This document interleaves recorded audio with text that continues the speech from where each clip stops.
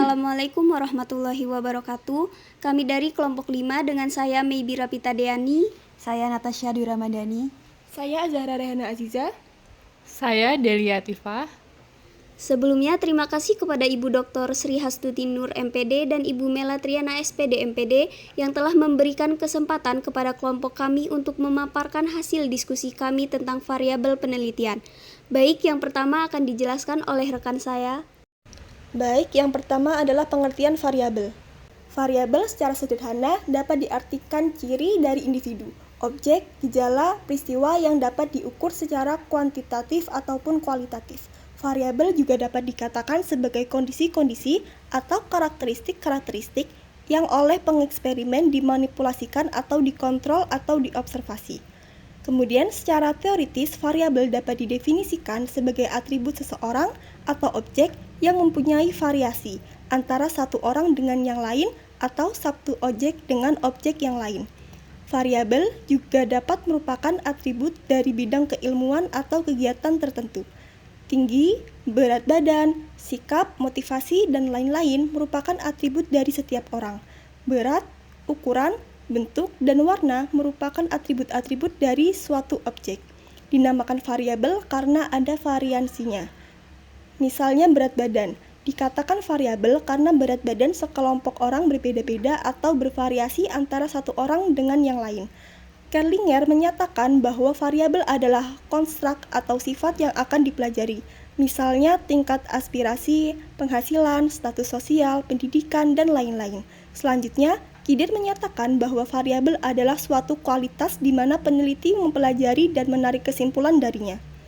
Nah, dari pengertian di atas, dapat dirumuskan bahwa variabel penelitian adalah suatu atribut, sifat, atau nilai dari orang, objek, atau kegiatan yang mempunyai variasi tertentu yang ditetapkan oleh peneliti untuk dipelajari dan kemudian ditarik kesimpulan. Oke, selanjutnya yaitu jenis-jenis variabel berdasarkan peran dalam penelitian. Yang pertama, variabel independen atau variabel bebas. Di sini variabel ini sering disebut variabel bebas. Variabel bebas merupakan variabel yang mempengaruhi atau yang menjadi sebab perubahannya atau timbulnya variabel dependen atau variabel terikat. Variabel independen sering disebut stimulus, prediktor, atau antecedent. Perhatikan contoh berikut. Hubungan pola asuh orang tua terhadap prestasi belajar matematika. Dalam hal ini, sebagai variabel bebas atau independennya adalah pola asuh orang tua yang nilainya dapat berubah-ubah dan tentunya dapat mempengaruhi prestasi belajar matematika anak. Yang kedua, variabel dependen atau variabel terikat. Variabel ini sering disebut variabel terikat. Variabel terikat merupakan variabel yang dipengaruhi atau yang menjadi akibat karena adanya variabel independen atau variabel bebas. Variabel dependen sering disebut variabel output, kriteria, atau konsekuen. Contohnya itu dapat disebutkan bahwa prestasi belajar matematika disebut sebagai variabel terikat karena nilainya ditentukan oleh variabel pola asuh orang tua. Nah, yang ketiga, variabel moderator atau moderating variable. Variabel ini disebut juga variabel independen kedua atau variabel kontingensi. Variabel moderator merupakan variabel yang dapat memperkuat atau memperlemah hubungan antara variabel independen dan variabel dependen. Variabel moderator merupakan tipe variabel yang memiliki pengaruh terhadap arah atau sifat hubungan antar variabel. Arah hubungan dapat bernilai positif atau negatif tergantung variabel moderatornya. Dengan contoh, pengaruh model problem-based learning terhadap kreativitas berpikir siswa akan diperkuat atau diperlemah oleh minat belajar siswa. Pada contoh ini, sebagai variabel independen adalah model problem-based learning, variabel dependen adalah kreativitas berpikir siswa, dan variabel moderatornya adalah minat belajar siswa. Jadi, variabel moderator tersebut memiliki kontribusi yang signifikan terhadap variabel independen dalam mempengaruhi variabel dependen. Nah, yang keempat yaitu variabel intervening atau variabel antara. Variabel intervening yaitu variabel yang secara teoritis mempengaruhi hubungan antar variabel independen dengan dependen menjadi hubungan yang tidak langsung dan tidak dapat diamati dan diukur. Variabel ini merupakan variabel penyela atau antara yang terletak di antara variabel independen dan variabel dependen. Sehingga variabel independen tidak langsung mempengaruhi perubahannya atau timbulnya variabel dependen. dengan contoh pengaruh tingkat penghasilan orang tua terhadap prestasi belajar anak. Dalam contoh ini, variabel antaranya adalah gaya belajar anak atau kebiasaan belajar anak. Meskipun gaya belajar atau kebiasaan belajar dapat mengaruhi prestasi belajar, namun hal ini diabaikan dan sebagai fokus pengukuran atau variabel yang diamati adalah tingkat penghasilan orang tua terhadap prestasi belajar. Nah, yang kelima yaitu variabel kontrol. Variabel ini disebut sebagai variabel kendali. Variabel kontrol merupakan variabel yang mengontrol pengaruh variabel independen terhadap variabel dependen. Nah, menurut Sugiono berpendapat bahwa variabel kontrol adalah variabel yang dikendalikan atau dibuat konstan sehingga hubungan variabel independen terhadap variabel dependen tidak dipengaruhi oleh faktor luar yang tidak diteliti. Variabel kontrol sering digunakan peneliti jika hendak melakukan penelitian yang sifatnya membandingkan. Sebagai contoh, efektivitas metode pembelajaran tutor sebaya terhadap kemampuan pemahaman konsep matematis siswa. Misalkan sebagai variabel kontrolnya adalah siswa yang diteliti memiliki IQ yang normal dan tingkat kelas yang sama dan sekolah yang sama. Jadi dengan adanya variabel kontrol tersebut, maka dapat diketahui lebih pasti besarnya efektivitas metode pembelajaran terhadap kemampuan pemahaman konsep matematis siswa. Selanjutnya, jenis-jenis variabel berdasarkan skala pengukuran. Yang pertama yaitu variabel nominal. Variabel nominal menggunakan skala pengukuran yaitu skala nominal. Skala nominal sendiri adalah jenis skala yang terdiri dari berbagai kategori dan sering disebut sebagai variabel diskrit. Pada skala ini, simbol-simbol digunakan untuk membedakan satu variabel dari yang lainnya. Seperti yang diungkapkan oleh Ari Kunto, variabel nominal memiliki sifat diskrit yang berarti angka-angka yang digunakan hanya mempresentasikan frekuensi tanpa mengandung nilai matematis. Contohnya, pada jenis kelamin, laki-laki disimbolkan dengan angka 1, sedangkan perempuan disimbolkan oleh angka 2. Angka-angka tersebut berfungsi semata-mata sebagai label, yaitu 1 mewakili kategori laki-laki, sedangkan angka 2 merujuk pada kategori perempuan. Oleh karena itu, angka 1 dan 2 tidak memiliki makna numerik. Yang kedua yaitu variabel ordinal. Variabel ordinal ini menggunakan skala pengukuran skala ordinal. Skala ordinal sendiri memiliki kesamaan dengan skala nominal dalam hal penggunaan angka sebagai simbol. Tetapi, ada perbedaan penting yang membuat skala ini unik. Perbedaan tersebut terletak pada adanya tingkatan dalam skala ordinal, sehingga skala ini tidak dapat diperlakukan dengan cara matematis. Variabel diurutkan berdasarkan urutan tertentu sesuai dengan karakteristik yang diamati. Misalnya pada tingkat pendidikan SD, SMP, SMA, di mana SMA disimbolkan dengan angka 1, SMP disimbolkan dengan angka 2, SD disimbolkan dengan angka 3. Dari sini, SD, SMP, dan SMA diurutkan dari tertinggi sampai terendah. Meskipun skala ordinal dan nominal sama-sama menggunakan label, variabel ordinal memiliki karakteristik yang secara signifikan membedakannya. Seperti tadi, SD, SMP, SMA memiliki tingkatan yang berbeda. Yang ketiga yaitu variabel interval. Variabel interval ini menggunakan skala pengukuran skala interval. Skala interval adalah tipe skala yang memungkinkan dilakukannya perhitungan menggunakan rumus-rumus matematis. Namun dalam skala ini angka 0 tidak memiliki makna absolut, tetapi jarak antar nilai tetap konsisten. Variabel interval dengan jelas menggambarkan perbedaan antara satu kategori dengan kategori lainnya. Contohnya prestasi belajar matematika yang diukur melalui nilai seperti 0, 57, 66, 78, dan 95. Contoh selanjutnya yaitu suhu tubuh yang diukur dalam derajat Celcius. Contohnya 0 derajat Celcius, 37 derajat Celcius, dan 36 derajat Celcius. Dalam contoh-contoh ini, angka 0 tidak menggambarkan keadaan tanpa adanya sesuatu. Misalnya, pada suhu, 0 derajat Celcius tidak berarti tidak ada suhu sama sekali, melainkan menunjukkan kondisi yang sangat dingin. Yang keempat yaitu variabel rasio. Variabel rasio menggunakan skala pengukuran skala rasio. Skala rasio sendiri merupakan jenis skala pengukuran yang terbilang paling tinggi. Meskipun memiliki beberapa kesamaan dengan skala interval, perbedaan utama terletak pada arti dari angka 0. Dalam skala rasio, angka 0 memiliki makna yang konkret.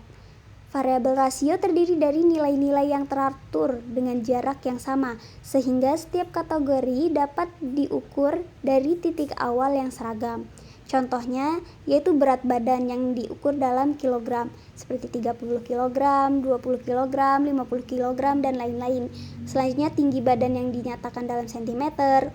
Pendidikan juga dinyatakan dalam satuan tahun. Dalam konteks variabel rasio, terdapat konsep nol mutlak yang mengacu pada pengukuran kategori yang dimulai dari titik awal yang sama. Sebagai ilustrasi, angka 0 kg dalam pengukuran berat badan menunjukkan tidak adanya massa, yang berarti beratnya benar-benar tidak ada. Selanjutnya, definisi operasional. Mendefinisikan variabel secara operasional adalah menggambarkan atau mendeskripsikan variabel penelitian sedemikian rupa sehingga variabel tersebut bersifat spesifik atau tidak berinterpretasi ganda dan terukur. Contoh variabel yang berinterpretasi ganda, status gizi. Variabel ini dapat diukur dan dideskripsikan dengan bermacam kombinasi pengertian atau pengukuran. Definisi operasional adalah mendefinisikan variabel secara operasional berdasarkan karakteristik yang diamati yang memungkinkan peneliti untuk melakukan observasi atau pengukuran secara cermat terhadap suatu objek atau fenomena. Definisi operasional ditentukan berdasarkan parameter yang dijadikan ukuran dalam penelitian, sedangkan cara pengukuran adalah cara di mana variabel dapat diukur dan ditentukan karakteristiknya. Sehingga dalam definisi operasional mencakup penjelasan tentang nama variabel, definisi variabel berdasarkan konsep atau maksud penelitian, hasil ukur atau kategori, dan skala pengukuran. Kemudian diberikan contoh suatu penelitian dengan judul faktor-faktor yang mempengaruhi terjadinya hipertensi pada ibu hamil. Nah, berdasarkan judul tersebut, maka variabel bebasnya misalnya adalah obesitas, diet, tinggi garam, sedangkan variabel terikatnya adalah hipertensi. Maka definisi operasionalnya dapat dilihat sebagai berikut ini. Selanjutnya adalah hubungan antar variabel. Yang pertama ada hubungan simetris. Dalam berbagai situasi, kita seringkali menemukan fenomena yang saling terhubung, meskipun hubungan sebab akibat di antara keduanya ini tidak selalu jelas. Fenomena-fenomena ini biasanya itu muncul secara bersamaan, menciptakan apa yang bisa kita sebut pola hubungan simetris. Pola ini mencerminkan keterkaitan antara variabel tanpa memberikan gambaran jelas mengenai mana yang berperan sebagai penyebab dan mana yang merupakan akibat. Contohnya itu hubungan antara burung gagak dan kematian seseorang, atau dan hubungan antara kesibukan seseorang dan tingkat keberhasilannya. Selanjutnya ada ciri-ciri hubungan simetris. Yang pertama itu kedua variabel berfungsi sebagai indikator dari konsep yang sama. Sebagai contoh, kualitas guru yang baik dapat dinilai melalui tingkat pendidikan dan pengalaman mengajarnya. Dalam konteks ini, tingkat pendidikan dan pengalaman mengajar memiliki hubungan simetris. Karena keduanya itu berdiri sendiri tanpa saling mempengaruhi, satu variabel tidak tergantung pada yang lainnya. Yang kedua, ada variabel dapat dianggap sebagai hasil dari faktor yang sama.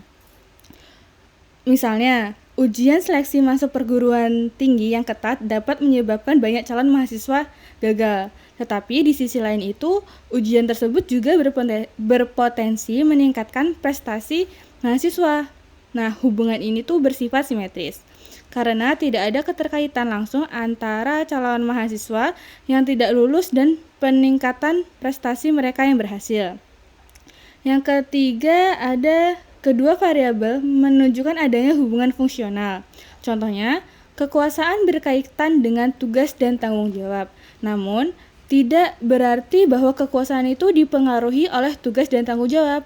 Begitu pula sebaliknya, bahwa tugas dan tanggung jawab ini ditentukan oleh kekuasaan. Yang keempat, ada hubungan yang bersifat kebetulan. Misalnya, ada siswa yang dianggap pandai tetapi tidak lulus, sementara siswa lain yang dianggap kurang mampu justru lulus dengan baik. Nah, dalam hal ini tidak terdapat hubungan yang jelas antara kecerdasan dan kelulusan. Begitu pula antara kebodohan dan kegagalan. Yang kedua ada hubungan tak simetris. Apabila bentuk hubungan antar variabel menimbulkan hubungan kausal atau sebab akibat, yang mana perubahan yang terjadi pada satu variabel akan mempengaruhi perubahan variabel lainnya, disebut sebagai hubungan yang tak simetris. Hubungan ini terbagi atas dua jenis, yaitu hubungan bivariat. Hubungannya menggambarkan dua variabel, yakni satu variabel independen dan satu variabel dependen. Contohnya itu hubungan antara keaktifan menulis dengan kenaikan pangkat atau golongan.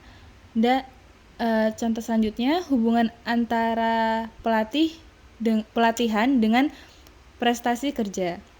Yang kedua ada hubungan multivariat. Hubungannya menggambarkan lebih dari dua variabel, yakni beberapa variabel independen dengan satu variabel dependen. Contohnya itu hubungan antara keaktifan menulis dan pelatihan dengan kenaikan pangkat atau golongan. Contoh selanjutnya ada hubungan antara kecerdasan intelektual, kecerdasan emosional, dan kecerdasan spiritual dengan prestasi kerja. Selanjutnya ada ciri-ciri hubungan tak simetris. Yang pertama itu hubungan stimulus respon. Dalam konteks ini, stimulus biasanya itu berasal dari faktor eksternal, sedangkan respon itu merupakan reaksi atau jawaban yang diberikan oleh individu. Pengaruh antara keduanya itu kerap terlihat dalam efek variabel bebas terhadap variabel terikat atau respon yang terjadi. Sebagai contoh, kita dapat mengamati bagaimana metode pengajaran mempengaruhi hasil belajar siswa. Yang kedua ada hubungan disposisi respon.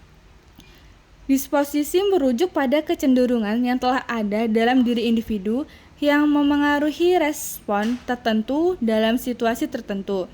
Beberapa contoh disposisi meliputi sikap, kebiasaan, dorongan, kepercayaan, dan nilai-nilai. Salah satu contoh yang jelas dari hubungan ini adalah hubungan antara motivasi belajar dan prestasi yang diperoleh siswa. Hubungan tersebut seringkali menjadi fokus dalam penelitian di bidang pendidikan. Yang ketiga ada hubungan karakteristik individu dengan perilaku atau respon tertentu. Di sini, karakteristik itu merujuk pada ciri-ciri atau sifat yang cenderung konstan pada individu, seperti jenis kelamin atau tingkat pendidikan. Hubungan ini dapat diintegrasikan dengan analisis bagaimana karakteristik individu mempengaruhi perilaku mereka. Yang keempat ada hubungan antara cara dan tujuan. Contoh yang dapat diamati dalam hubungan ini adalah keterkaitan antara lamanya waktu belajar dengan hasil belajar yang dicapai. Selanjutnya yang ketiga ada hubungan timbal balik. Hubungan timbal balik atau yang disebut sebagai hubungan interaktif merupakan hubungan di mana dua variabel atau lebih saling mempengaruhi. Dalam hubungan ini, variabel independen dapat bertindak sebagai variabel dependen, atau sebaliknya, variabel dependen dapat bertindak sebagai variabel independen. Sebagai contoh, kita dapat melihat hubungan antara motivasi belajar dan prestasi belajar. Terakhir yaitu kesimpulan. Kesimpulan dari materi ini menekankan betapa pentingnya peran variabel dalam metodologi penelitian. Sebagai alat ukur, variabel memainkan fungsi vital dalam mengenali dan menganalisis fenomena yang menjadi fokus studi.